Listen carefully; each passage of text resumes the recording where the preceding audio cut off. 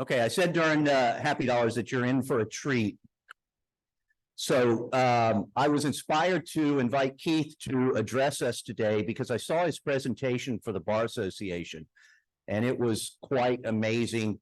I won't bother to go through his CV or the takeaways. I loved it that you outlined for us the takeaways that we're going to get with this presentation. So without further ado, please welcome from Orland Tech, Keith Coker. I've been doing these presentations for about 6 years now. So probably about 150 presentations I've given to my clients, to associations, nonprofits, churches. So as I get started here, my wife and I were watching this Netflix series called What If? And I'm lying in bed one night and I said, man, what a great name for my presentation. What if? So I'm going to give you several what if scenarios today. If there's ever a compromise, breach, anything that happens with my clients, friends, family, I get the call. No matter what time of night, help, what do I do? So what I've done over the years, I keep updating my presentation to all current events, what's happening, new technologies they use. So we're going to go through a ton of those today, as many as I can, talking really fast. So you're not going to have time to take any notes, so you might as well just put those pencils and paper away. I can email a PDF of my summary and notes and you can distribute to the members as needed. So it'll look something like this, but several pages. So as I get started here, this is, a common one you've probably seen. A lot of us have Microsoft 365 these days, but this is a phishing attempt of an email that comes in that looks like Microsoft about your account, has unusual activity.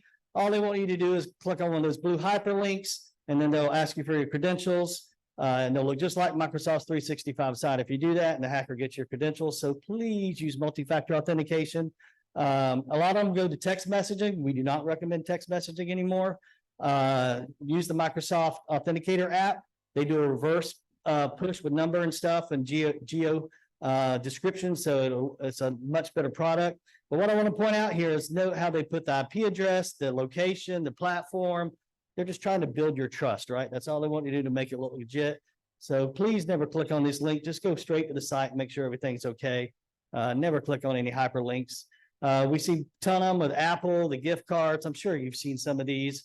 The one on the right is Gmail. Note again, they got the IP address and city and stuff, all fake. They're just trying to get your credentials to use against you. I did put this one on Facebook. I know it's more personal than company, but it can still affect the company. So if you don't have your Facebook locked down correctly, where I can go to your Facebook account if you have one, if I can see your friends, well, I can replicate, get your picture, use fake email address, start asking all your friends to be friends with me. I'm sure all of us have received a friend request from a friend we've already had, and they're trying to build your trust and stuff. Or one of your friends might actually get phished and their account get compromised, and then you get a Facebook message from them, and it's from their account. And this is where it gets dangerous, because a lot of them will say, hey, check this out, this cool thing, this funny whatever, and you go to the link.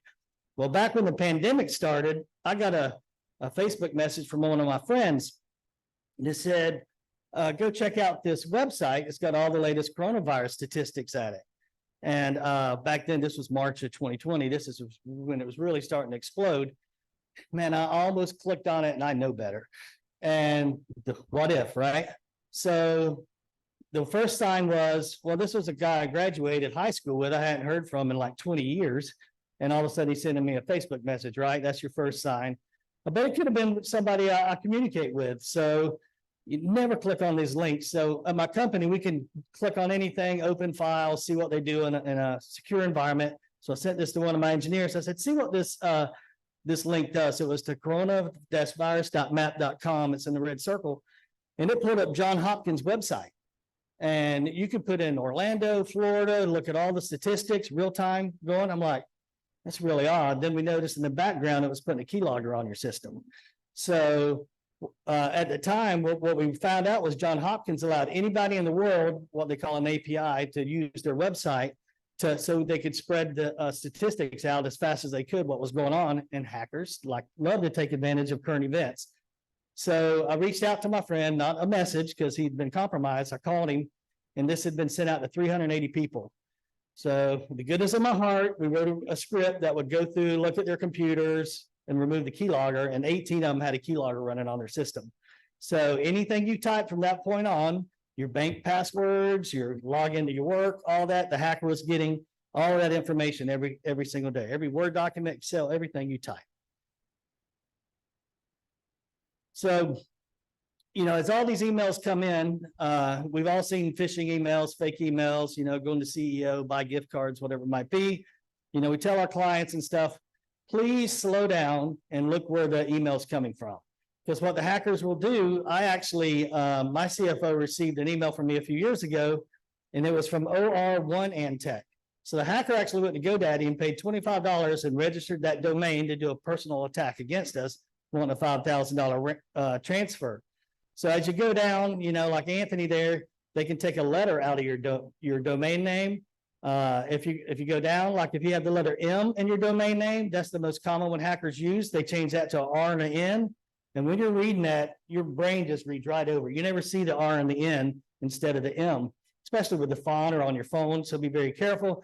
Top right, they'll go to Sunbiz or whatever, see if you're Inc. LLC. They can just add that on the end of it. Register in another country, Australia, wherever it might be. .co, .biz, .net. There's thousands of different ways they can do this. So the best thing to do is just slow down. But now you even got to worry that they've actually been compromised and it's coming from their email. We've had multiple clients that have their vendors and clients have been breached, and, you know, trying to get them to change bank accounts and stuff. So you just got to be very diligent in looking at all of this. So the hackers know we're getting better and better with 365, with our spam filtering, virus filtering. And so now they're coming after our phones, because these phones now we can access SharePoint, Teams, all kind of stuff, corporate email. And if they can get on your phone, that's a pathway to get into your company. So these are just some examples, you know, Netflix, the one bottom left, the USPS. We're seeing a ton of these from Amazon, because all of us, you know, hey, your shipment's arrived, click here to see a picture of it, whatever. So the hackers are taking advantage of this and sending out fake ones to you. Click on it, it's putting these keyloggers or recording devices on your phone, so be very careful. Apple, IRS tax refunds, you know, they love current events, so be very careful. My family and my employees are not allowed to click any link on any text ever. I don't care if it's from your mom, your spouse, whatever. I will not click on a link on my phone. I will go do it in a different way, log into the website that I know, because it's very, very dangerous. I got a call from my buddy Todd one night. I was downtown Winter Park. He goes, Keith, I want to run something by you. I said, what if, right? I said, Todd, what's going on? He said, well, Apple tech support called me. I said, turn your computer off. He's like, what? I said, turn your computer off. I already know you've been scammed. He's like, okay. I said, go ahead now that your computer's off. Tell me what happened. He said, well, I got a call from Apple tech support, and they said they detected malicious activity on my computer. And he had Macs and iPhones and stuff. And he did his due diligence. He said, how do I know this is Apple tech support? They said, go to our website and go to tech support. He did. They said, what's the 800 number? He read the 800 number. They said, does that match the caller ID on your cell phone? And it did. I can be Apple tech support. I can be whoever. You can spoof all these phone numbers and caller IDs. So never, ever trust a caller ID. But they built that trust. He went to a website, let him into his computer, and then they started making it look like the Matrix with all these screens coming up. 5-10 minutes went by. They said they found the issue, fixed it. Thank you for being an Apple client. If you have any issues in the future, just call our 800 number, and they hung up. What if? Was that truly Apple tech support? Luckily, he called me. When I got home that night, I logged into it, and sure enough, the hacker had left a remote control utility running on that computer. Could monitor everything he was doing. So what the hacker would do once he goes to bed in the middle of the night, he'll get in. He's going to go to your browsers. And if you save passwords in your browsers, Chrome, Edge, whatever, my guys can hack that in 5 minutes. Okay. So that's not safe to save your passwords in your browsers. So they're going to get all those that they can to see how they can use against you. They're going to look for Excel files, Word documents, anything with password in the name, accounts. Oh, trust me, a lot of people still do that. And the hacker's going to just keep going through this. You'll never know they're still in it until, you know, a tech actually gets into your system and cleans it up. So it could have been very dangerous for him if he didn't just take the time, go with that gut feeling, and call me. So never trust anybody calling you. Do not let them take control over your computer. So I go to these hacker conventions every year out in Vegas. It's about 30 to 40,000 hackers from around the world that meet for 4 days. Craziest, I go undercover. It's the craziest thing you've ever seen. I'll show you some pictures at the end if we have time. But they talked about fake LinkedIn profiles, and they target companies like us that do tech support. And then they call into our clients if they can find those online, or other people say they're, you know, whether Orlantech or another MSP. So I have my marketing person that every month she would go out and look to see if my employees are truly my employees under LinkedIn based on that one time I went out there. Sure enough, 2 months later, coming back from Vegas, she came in my office. She goes, "There's a Mary Schwartz out on our LinkedIn," said she worked at Orlantech. Like, so I went and looked, and there's a screenshot of it. She's our new chief information security officer. So I called LinkedIn, because what they're going to do, they're going to try to use that against us and try to get into maybe one of our clients. And I tried to get LinkedIn to remove this profile, and they would not do it. So they give the person 2 weeks to verify via a pay stub or something that they actually worked for Orlantech. And after 2 weeks, then they would cut them off. So basically the hacker now knows they have 2 weeks to do whatever they need to do because we're on to them. So I had to email this picture to all my clients, let them know to be careful. But even telling LinkedIn,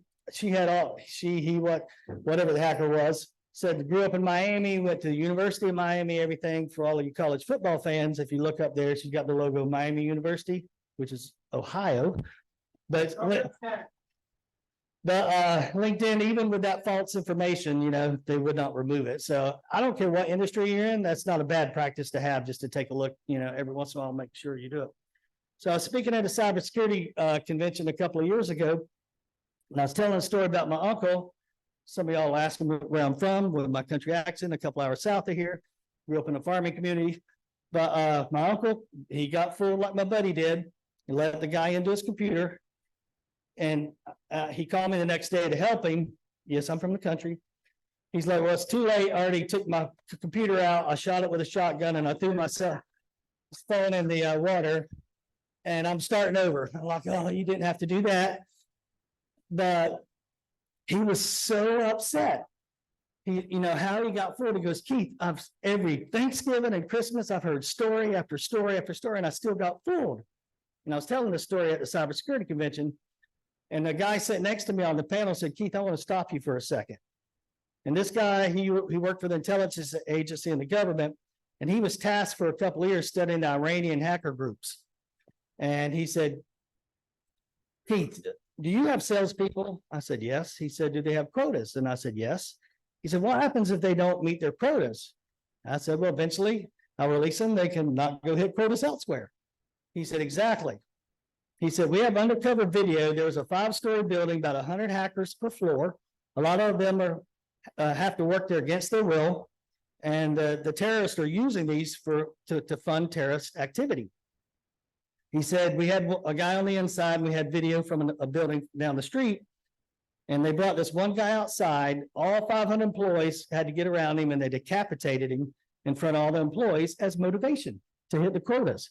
So all of these Iranian people have to have like $5,000, $10,000 a week that they got to fool Americans to fund their terrorist activities."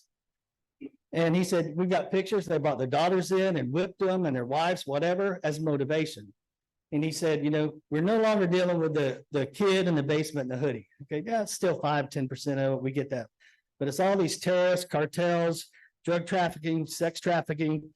That's what a lot of this ransomware and everything they're doing is to fund, because it's so much easier than trying to run drugs and do all this other stuff than it is just to, you know, fool people with social engineering and stuff. And these are just some of the pictures of hacker groups I got off the internet. So the guy said, "Please add this slide in there and tell your stories," because he said, "We're all in IT now. It's not just the IT guys at your company, right? We all have to look at these emails, be diligent, and make sure what we're clicking on, because that one click, that one thing you do can cost a couple $100,000 to cybersecurity insurance company or the company you work for. And let's avoid that and not help fund the next terrorist attack on the United States of America." So as we move into passwords on how they can get in, this chart's going to be hard to see for y'all. But every year we get these charts, and it just shows how many characters and upper, lower, and the strength of your password, how long it takes a hacker to decrypt your password if they capture your password, and some methods I'll show you in a minute. But it just keeps going on and on, getting quicker and quicker every year. So like 10 characters, upper lowercase special symbol is like 5 months right now, or it was last year. Now it's 2 weeks, I think. My eyes pretty bad, but I think that's what it says. But the point is, that's why you should keep increasing the strength of your password and the links. And I'm over the wrong way. Come on. So this is the most hated slide on my entire presentation. Everybody cusses me at night, won't talk to me when they see me out in public anymore. But you should use a different and strong password for every single account on the internet. And why is that? So a few years ago, we signed up for this service.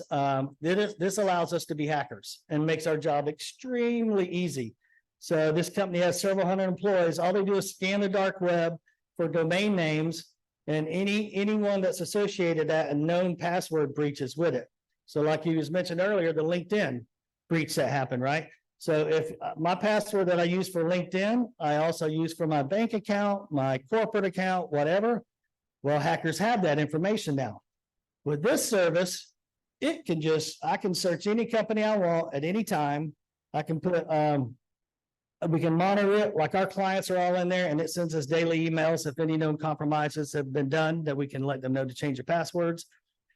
But the very first day in 2019, I think it was, that I got approved for this, ran a search on Nike.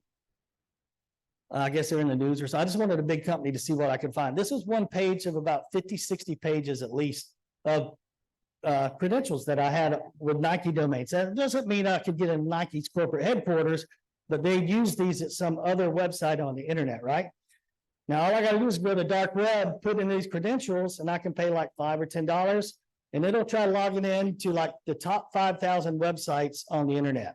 So all the banks, all the Targets, all that, and then it'll come back with a report. These credentials work at these 20 places. Boom, I'm in your accounts, okay? So it's very easy for hackers to do this. We use it as defense against the hackers. So that's why you should have a different password at every single location. So how do you remember all these passwords? So we recommend password managers. For 5 years, I recommended LastPass. And I used to use LastPass, and LastPass had a huge breach last year. And doing some stuff they shouldn't be doing. As long as you use the long password, you should still be okay, but I can't even, the stuff I've read behind the scenes still scares me to death. So I had to change every single password again and switch password managers. So now we recommend Bitwarden, 1Password, or use Apple's iCloud. Those are like the top 3 from CNET and some of the other ones.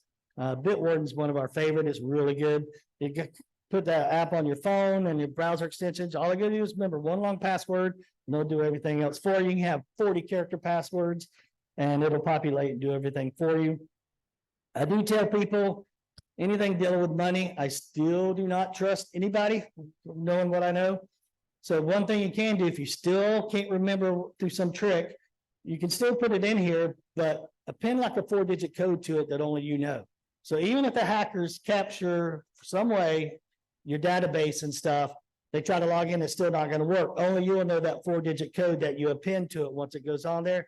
So that's a little trick you can do and help you out.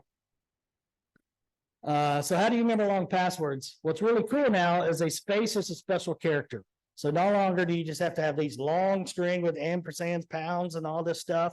Make a sentence, make a goal that maybe if you change your password every 6 months, maybe it's something you want to do in that time period, and have, you can have fun with it. If you want to go to Vegas, go on more dates, lose weight. I tried that one, it didn't work. No, all of these have 20+ characters, okay? And they're so easy to type because your brain thinks like this, and there's just type in a sentence. Even if you got to say your screen locks out 6 times during the day, and this takes maybe 10 seconds to type, if you're a slow typer like me, well, that's 1 minute a day. That's all I'm asking, 1 minute a day to make your office, your personal stuff exponentially better protected. So now we're going to get into fun stuff here. Hacker tools. I bought this kit at a hacker conference a few years ago, a few $100s. So we've all heard about thumb drives can have viruses on them and stuff. But this one's pretty unique. You might have seen it somewhere before in the news, but it's called a rubber ducky. So it's just costs about $8. But what's unique about it is you take it apart, it's got a tool to pull it apart. And on the bottom middle screen there, you see the chip on that little circuit board. Well, that chip is a keyboard driver, okay? And then if you look at the bottom left picture, you'll see a little slot, and that's a SD slot, a micro SD slot. That's where I put my payload, my keylogger, ransomware, remote control, whatever it might be. I put it back together. So what's the big deal? Well, you can buy these by the 10 pack, 100 packs. Hackers do this all the time. They sell out like hotcakes at the convention. I do this for all of them. Okay, a 10 pack may cost me $150 for everything you got to do and put on there. I put it in my pocket, and now I'm gonna head up downtown. I'm gonna go where business people hang out. So maybe I'm gonna go to happy hour at Hillstone, have a drink, pay my bill, leave that on the bar, and just walk out. Then I'm gonna go to 60 Vines. Then I'm gonna hit 4 or 5 places and leave these all over in the bathroom, a hostess station, whatever it might be. And then I wait. They bring study after study. 8 out of 10 of these will be picked up and inserted in a computer within 24 hours. Okay? When you do that, it's game over. I got control of your computer. Whatever you're doing from that point on, you've already logged on. You already gave the credentials to the computer. Unless you have software like Zero Trust or some other tools that we use, your machine's going to be infected. So very, very dangerous. Please tell all your friends, do not pick up thumb drives. If I find one in a restaurant or somewhere, hand it to the hostess or somebody, put a note on it, do not use, and if they don't come back in a week, throw it away. The next one is a plant, what we call a key crock. So this is one without a dongle, but this is targeted on the dark web. There's ads all over the dark web that said if you're a cleaning crew or have access to the CEO or CFO's office, we'll pay you $300 just to plug this in the back of their computer. All you do is unplug the keyboard, plug the USB cable into that, plug it into the computer. From that point on, everything that CEO types is being sent to the hacker every single night. Okay? They don't have to have no IT experience at all.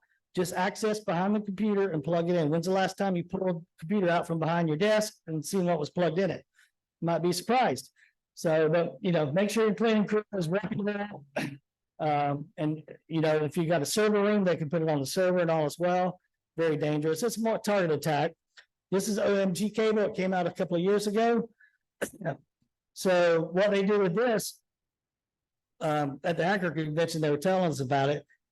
By the way, when we were out there, the hacker convention was like Paris and Flamingo and stuff. If you Planet Hollywood, it's 3 hotels. But 200 of these showed up in front of the guest rooms at Mandalay Bay the next day. All a little care pack, gift from the hotel, and put it at the front in the middle of the night of these guests. And the news spread on that while we were there. So as soon as you plug this into your phone and then a computer get power, it will go both ways. It'll affect the computer or the phone as soon as it's unlocked and put malware and stuff on it. What they also do, what they taught us was you get one of these and then you put it in a package and you mail to a CEO, right? That you want to do business with them. Do a fake brochure, you can do a Google phone number, whatever. Because what happens? I got one of these, a $2 bill a couple of weeks ago. What did I do with it? Put the $2 bill away, throw away everything. I'm not calling this guy or, to do it, right? We get ties and everything, and the hackers know this. They know you're going to throw everything away and you're going to throw that in your laptop bag or purse and use it in a week or two. And then the hackers got control. So you got to be very careful any type of gifts coming to you. These are hack keys. So say my wife, she drives an Audi, she goes to the Mall of Millennia here, she gets out. This requires 2 hackers, thieves, whatever you call them. So one guy takes one of these devices, follows my wife into the mall. The other guy goes to my wife's car. This attacks keyless entry vehicles. So as soon as the one guy gets within 15 feet of my wife's with the key in her purse, it'll see that signal, replicate it up to 1.5 miles away. The other hacker holding that touches my wife's car, unlocks her car. The car thinks she's got the key. It's replicating that signal up to 1.5 miles away. Gets in, okay, she puts her laptop in the trunk. Open the trunk, because the car thinks you've still got the key as long as he's standing in front of it. If it's a push button to crank it, He can crank the car, drive it around the mall as long as he stays within that 1.5 mile radius, load it on a truck, steal everything's in it, whatever, or close it, no sign of forcible entry at all. They come around neighborhoods. If you park your car outside, one guy walk around the house while the other one stays there. They get in. A huge gang did this up in Minnesota, and there was like several of them. They get in the car. They even open the garage doors if you run, and they tied up the families, robbed. It was a huge scene that happened a couple of years ago. So be very careful with that. USB attacks. So hackers figured out how to infect the free charging stations like at airports, because nothing's free. So these free charging stations have utilities that when you plug into it, what type of phone it is, what you have on it, blah, blah, blah. It's for marketing companies. They're selling the marketing data, right? Well, hackers figured out how to overwrite that. And then when you plug into it and unlock it, they put malware back on your cell phone. So they make these little devices called USB data blockers. I've got one right here. They run like $10 for a 2-pack on Amazon, but I got some for y'all for free here. I bought a bag of them, but can you trust them? Who knows? So the data blocker, what it does, it cuts, a USB cable has 4 wires, 2 for data, 2 for power. This cuts the 2 data wires and only allows power to come through it. So just plug that into your USB cable. When you travel, whatever you do, then you'll be safe. Nothing can get on it for now. Free Wi-Fi. Do not connect to open hotspots, okay? This is how I capture your password.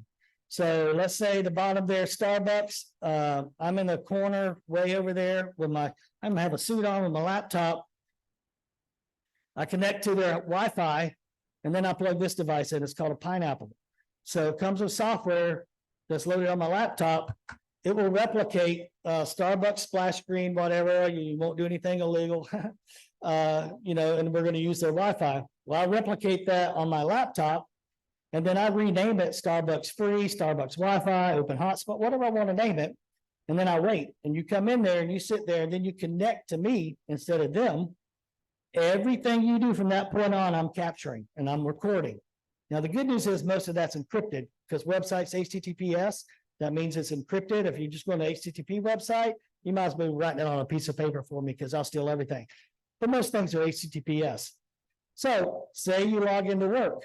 As soon as you do that, or you check your email, I'm capturing your username and stuff, okay? And then the password, which is encrypted. If you only have an 8 or 10 character password, I can take that string back. You saw at 10 characters, I can crack that in 2 weeks. I just let it run on one of my PCs here. In 2 weeks, I have your credentials to your office, all because you connected to an open hotspot. Here's the crazy thing. Say you go there often and you tell it to remember that network. So like you do at your home or office, so you don't have to type in the password every time, right? Well, your phone is constantly looking for Wi-Fi to connect to.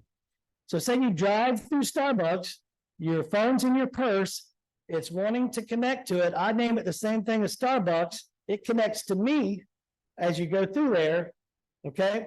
As soon as it's connected to that Wi-Fi, then your phone checks email. So I get your email address and your password. Boom, you get your cup of coffee, you drive away. You never took your phone out of your purse. I just capture that to try to crack your credentials. It's absolutely crazy. And this happens all the time. AI. So we're starting to see a lot of this now. So I'm sure you've seen all the news, but hackers are, of course, taking advantage of it. I've spoken with 2 grandfathers. One got taken for $18,000, and the other was $30,000. Both got calls from their grandsons that they've been arrested. I'm sure you've heard some of the stories, but they actually spoke to their grandsons. Okay. But it was not their grandsons. AI, what we figured out was both their sons had TikTok accounts. And I know we were talking about TikTok a little earlier here. They got the voices from their grandsons off of TikTok and did research, found out the grandparents live in the same city or as them. And then the hacker used that against them. They called in, it's like the police, and then they're here, you can speak to your grandson, and grandson can actually communicate back and forth, but only let them speak for like 30 seconds. And then they tell them they've been arrested and they bail and they did this, and then their money was gone. So you can't even trust your own family anymore. Be very careful. So I'm a member of our IT peer group. We meet every quarter, and my buddy from Cincinnati just got a new client, and he was telling us this story in our meeting. This one's frightening. So there was this company he got that had been taken for 800,000, I think. The CEO got phished. He didn't have multi-factor set up on his 365, which is just crazy back then.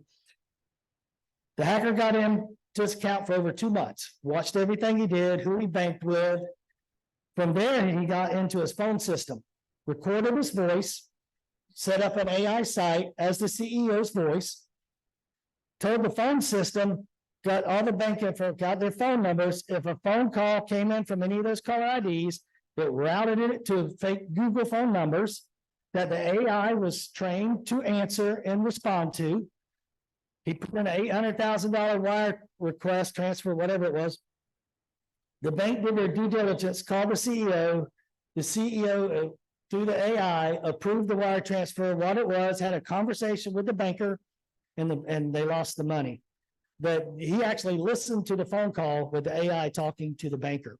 And just what they're gonna be able, I mean, it's crazy. How are you gonna stop this? You know, what you're gonna have to do. So you gotta be extremely careful.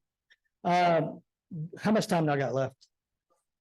Okay, almost skipped some of these. My son, this was crazy. We're not gonna go through, they can use Google Ads against you. Never, ever scan a barcode, especially at restaurants, not against this restaurant if they have them here. Hackers would use these, and you do it, it's gonna put malware on your system and show you the menu. Hackers are replacing these at restaurants, be very careful. And here's some pictures of the hacker conferences we go to, just so you know I'm not lying to you. Just the craziest thing, that guy with the green neon there, he had 30 pineapples of those devices that he'd programmed in with a battery pack walking around. Every hotel, every Wi-Fi, Starbucks, and he gave a presentation last day what he'd hacked. Just walking around, looking like an idiot, hacking people as he walked by him. Come on, just the tracks. I got so many stories on these, but here's all the villages, from voting to cloud to medical. Like I said, 4 days, tens of thousands of people attend these. How to hack everything from alarm systems to washing machines to cars. They're hacking the Teslas, they're crashing left and right, which is frightening. My son had a Tesla. I'm like, oh. Here's what we know about the hacking kit.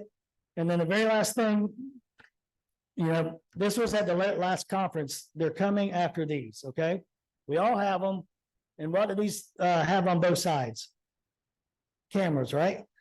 So no matter which side it is. So if they can get one of these utilities through one of these devices, they're going to put recording devices on your phone.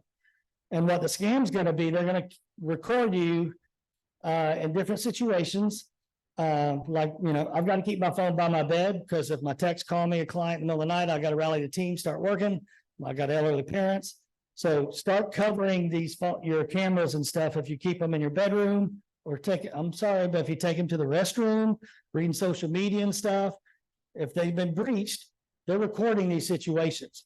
So the hacker is going to record all these, put them together, and then you're going to get a phone call from the hacker that says, go to this website, and you're going to see you and your family in compromising positions, pay me 50,000 in Bitcoin.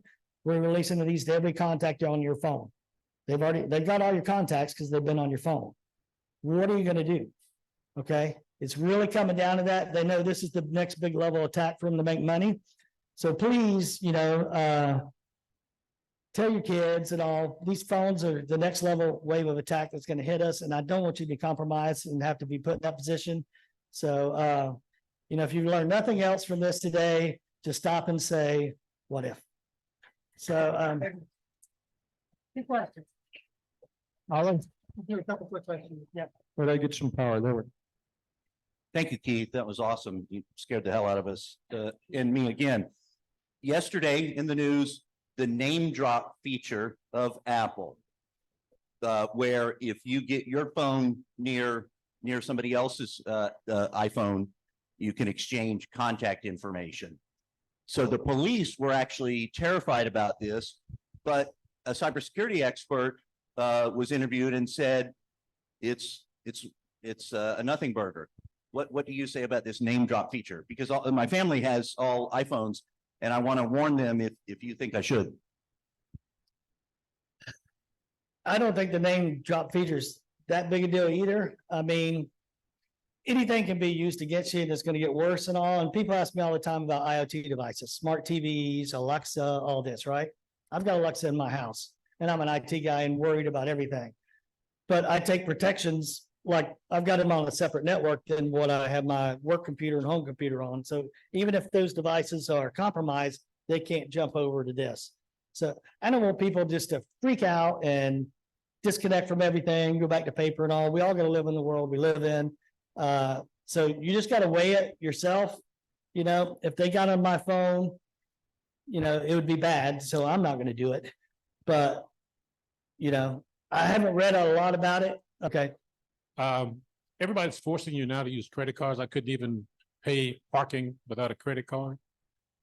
What do you suggest about using phones for everything? Banking? Should you just, I can't remember 10 passwords, let alone 12-bit passwords. Do you recommend a bank vault that store your passwords? Stop using your credit cards? What do you recommend? So, you know, like the Bitwarden that you can put on your cell phone and it'll sync all of them together. I'd highly recommend that. But, you know, have a strong password or biometrics for not just an easy swipe or something to get into your phone. I've got banking apps on my phone, you know, but for credit cards, I've taken these slides out of my deck because I had to do it faster, but never use debit cards. I know Dave Ramsey would shoot me. But credit card is one of the best things you can use because you get 60 days to report fraud. And it never comes out of your bank account like a debit card would, right? So with that, and they have excellent fraud protection these days, you know, where if the card's physical, you can't be in, you know, certain travel, you know, impossibilities. And they look at all your spending patterns. If something goes out of whack, and they'll reach out to you. I love credit cards. Yes, they still get compromised, and I got to contact these people to redo it.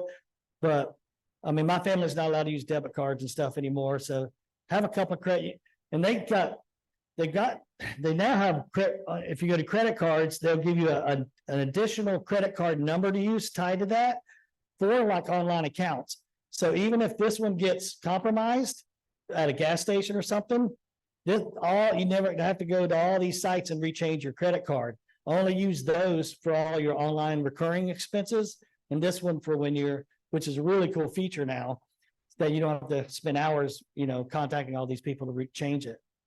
But I mean, live your life, but take as many protections as you can. You know, it's like my parents, I've got them all, I'm scared to death what they do.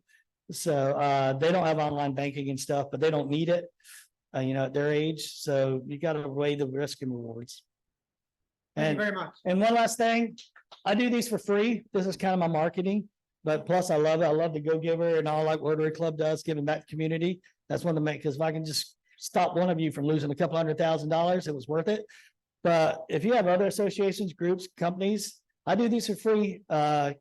Take my info. I've got these USB data blockers. I love referrals for stuff like that. So thank y'all for having me come. Thank you so much. We have a little present. Okay, thank you for being here today. I think we need to get you on our annual circuit, come back and keep us up to date. I can tell you that I think I told you my Microsoft 365 was hacked. All of our company email was shut down. My mother-in-law had that call from the police department, and they had her grandson's voice, and she was like pulling out credit cards. My sister-in-law was there. She said, "What's going on?" And then the boy on the phone said, "Grandma, she's Nana to everybody." So they're everywhere. And so you can't be too careful. Thank you so much. And we'll bring you back.